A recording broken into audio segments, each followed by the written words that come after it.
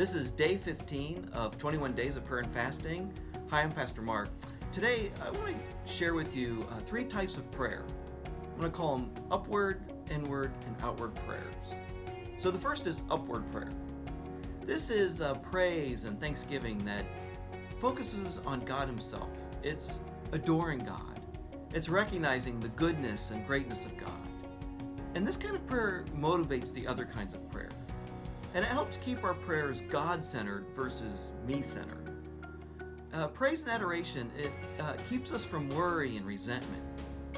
One person said, you know what worry is? Worry is saying we know how life is supposed to go, and we're afraid that God's not going to get it right. Resentment is saying we know how it should have happened, and God didn't get it right. You see, praise and adoration will keep us from worry and resentment.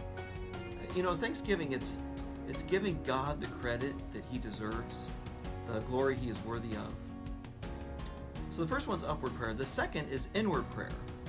Inward prayer is self-examination and confession. It's a sense of who we are before God, and it includes confessing sin.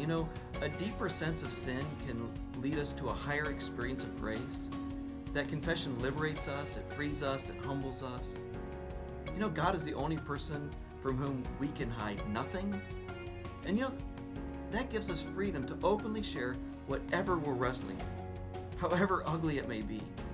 So we can just openly share with God what's going on inside us. The third kind is outward prayer. So we have upward prayer, inward prayer, and the third is outward prayer. And this is where we make a request. It's supplication, it's intercession. It focuses on our needs and the needs of other people in the world. And this is where we ask for God's help. This prayer requires perseverance and can often involve struggle. James chapter 4 verses 2 and 3 says, "You do not have because you do not ask God. And when you ask, you do not receive because you ask with wrong motives, that you may spend what you get on your pleasures." So it's possible when praying, it's possible to ask wrongly, or we fail to ask at all. So we have to learn to ask and to ask rightly.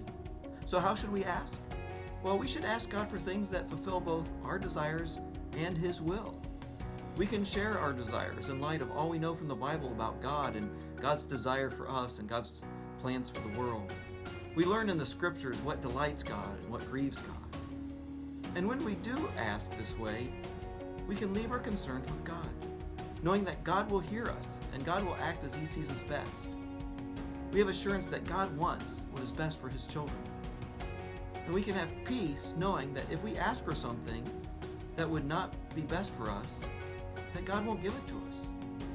I'm reminded of a quote from Ruth Graham, the wife of the late Billy Graham. She once told an audience of women, "God has not always answered my prayers. If He had, I would have married the wrong man," several times. So today, practice these types of prayer. And when interceding for our church and our service this Sunday, pray that we would grow in having a deeper love for God and for others. Pray that more people would know Jesus and follow Him. Pray that our church would reach all generations and all types of people in our community.